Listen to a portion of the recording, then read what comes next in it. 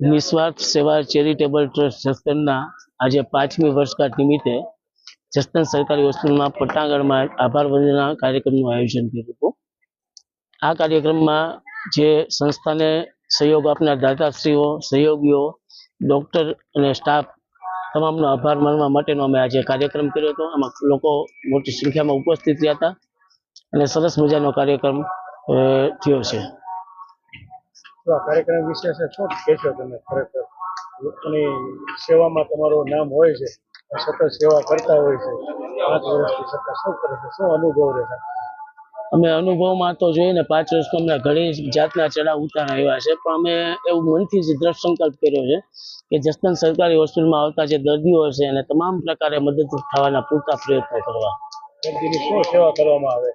દર્દી માટે અત્યારે કોરોનામાં અમે જે સાચવા હતા દર્દીને, ત્યારે પ્રાઇવેટ હોસ્પિટલ કરતાં વધારે સુવિધા આપી હતી। ત્યાર પછી જે સરકારી હોસ્પિટલમાં ઘણા પ્રકારના વિવિધ સાધનો છે એ અમારી સંસ્થાઓ વસાવ્યા છે। દર્દીને દવાની રોકડ સહાયની જરૂર પડે છે તો પણ એનામાં આપીએ છીએ અને સવારે રોજ રેગ્યુલર નાસ્તો આપીએ છીએ। નામ બોલો। મારું નામ મેહુલ સંઘવી, પ્રમુખ નિસ્વાર્થ સેવા ચેરિટેબલ ટ્રસ્ટ જસદણ।